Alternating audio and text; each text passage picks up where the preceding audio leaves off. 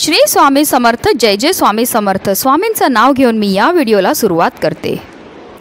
चैत्र महिन्यातील पौर्णिमेच्या दिवशी कलियुगाचा देव म्हणणाऱ्या भगवान हनुमानाच्या बालरूपाची पूजा केली जाते। हनुमान जयंतीच्या दिवशी हनुमानाच्या बालरूपाची पूजा केल्याने भक्तांच्या जीवनातील सर्व संकट दूर होतात, तसेच बजरंगबलीची विशेष कृपा आशीर्वाद सुद्धा आपल्याला प्राप्त होतात। आणि यंदा 23 एप्रिल रोजी हनुमान जयंती साजरी केली जाणार आहे। हनुमान जयंती प्रत्येक चैत्र महिन्याच्या पौर्णिमेला साजरी केली जाते। चित्रा नक्षत्र आणि मेष राशीच्या संयोगाने भगवान शंकराचा 11 रुद्र अवतार हनुमानाचा जन्म आई अंजनीच्या पोटी झाला होता। हिंदू धर्मग्रंथांमध्ये हनुमानांना सर्वात जागृत देव मानले जाते आणि आजही कलियुगात ते शारीरिकरित्या उपस्थित असतात आणि त्यांच्या भक्तांचे रक्षण करतात। हनुमान जयंतीच्या दिवशी जर आपण हनुमानाची विशेष पूजा केली, सेवा केली, व्रत केलं तर त्यामुळे आपल्या जीवनामध्ये शक्ती, बुद्धिमत्ता, ज्ञान, धन, समृद्धीची आपल्याला प्राप्ती होते। त्याचबरोबर आपल्या जीवनामध्ये असणारे सर्व संकट हे साक्षात बजरंगबली दूर करतात।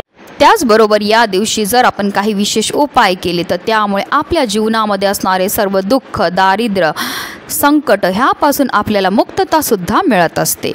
आणि म्हणूनच आपल्याला हनुमान जयंतीच्या दिवशी मारुतीरायाला या 5 वस्तू अर्पण करायच्यात। ह्या वस्तू अर्पण केल्यामुळे आपल्याला साक्षात बजरंगबली दर्शन देणार आहेत आणि त्यांच्या कृपेने आपल्या जीवनामध्ये असणारे सर्व दोष, सर्व विघ्न, सर्व संकट ही नष्ट होणारच आहेत। पण त्याचबरोबर फक्त 3 दिवसामध्ये आपली कठीणातील कठीण इच्छाही पूर्ण होणार आहे। आपल्या जीवनामध्ये सुख, समृद्धी, ऐश्वर्य हे कायम टिकून राहणार आहे। अतिशय प्रभावी ही सेवा आहे जी प्रत्येकाने हनुमान जयंतीच्या दिवशी करायची। त्याबद्दल सविस्तर माहिती मी तुम्हाला या व्हिडिओमध्ये देणार आहे, तर व्हिडिओ पूर्ण पहा। आणि जर तुम्ही माझ्या चॅनलवर नवीन असेल तर चॅनलला सबस्क्राईब करा आणि शेजारी बेल आयकॉन सुद्धा प्रेस करा, जेणेकरून तुम्हाला माझ्या नवनवीन व्हिडिओचं नोटिफिकेशन हे मिळत राहील। चैत्र पौर्णिमेच्या दिवशी सूर्योदयाच्या वेळेस हनुमान जयंतीचा सण हा साजरा केला जातो। या दिवशी हनुमानाच्या पूजेला विशेष महत्त्व दिलं जातं। हनुमानाला आवडत्या गोष्टी अर्पण करून त्यांना प्रसन्न करून घेतलं जातं। बजरंगबली हे महादेवांचे 11वे रुद्र अवतार मानले जातात। हनुमानाची उपासना केल्यामुळे आपल्या जीवनामध्ये असणारे सर्व दुःख, सर्व विघ्न, सर्व दारिद्र्य हे नष्ट होऊन आपलं संरक्षण हे होत असतं। आपल्यावर कोणत्याही प्रकारचं संकट कधीही येत नाही। म्हणूनच आपल्याला आवर्जून बजरंगबलींना ह्या 5 वस्तू अर्पण करायच्या आहेत। समर्थ रामदास स्वामींचा 13 कोटी रामनामाचा जप पूर्ण झाल्यावर मारुती त्यांच्यासमोर प्रकट झाले आणि त्यांना दर्शन दिले। त्यानंतर स्वामींनी मारुती स्तोत्र रचले। या स्तोत्रात रामदास स्वामींनी विविध नावांनी मारुतींच्या रूपाचे वर्णन आणि त्यांची स्तुती केली आहे।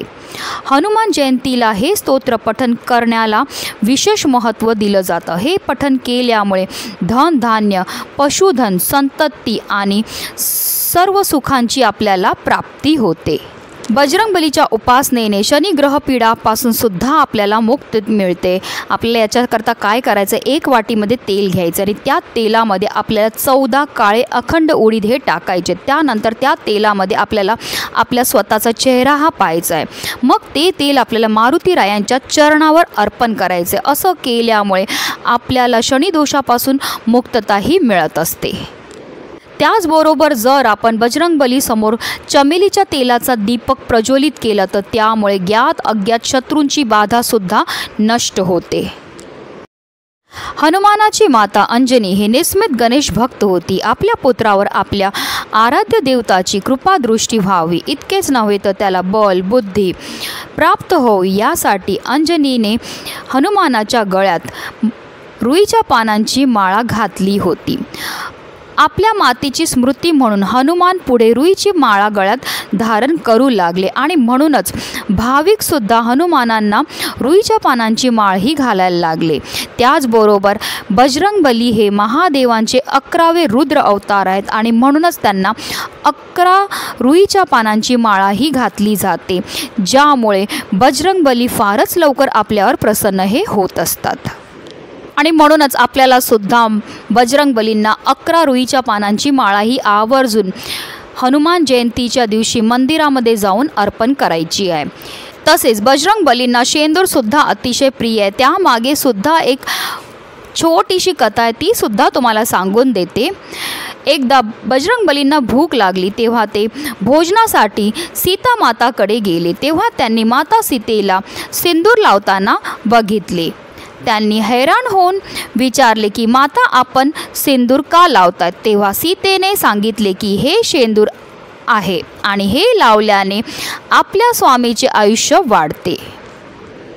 हे ऐकल्यानंतर हनुमानाने विचार केला की चिमूटभर शेंदुराने स्वामीचं आयुष्य वाढतं, तर पूर्ण शरीरावर शेंदूर लावल्याने आपले स्वामी श्रीराम नेहमीसाठी अमर होतील। तेव्हा हनुमानाने संपूर्ण शरीरावर शेंदूर लावून घेतला आणि प्रभू श्रीरामांच्या सभेत पोहोचले।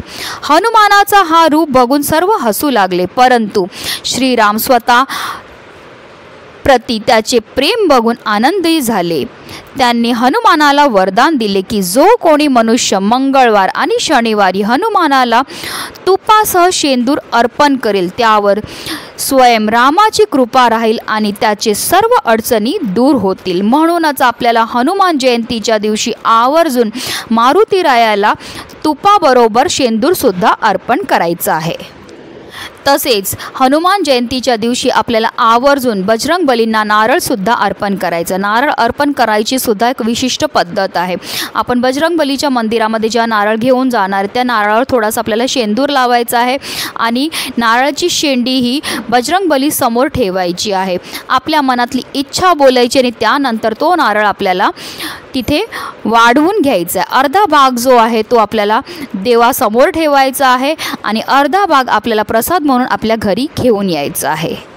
तसेच हनुमानाची पूजा करताना हनुमानाचे तत्व अधिक प्रमाणात आकृष्ट करण्यासाठी केवडा, चमेली आणि अंबर या गंधाच्या उदबत्त्या वापराव्यात। आणि म्हणूनच मंदिरामध्ये जाताना आवर्जून ह्या 3 पैकी कोणत्याही एक प्रकारची उदबत्ती आपल्याला मंदिरामध्ये घेऊन जायची आहे।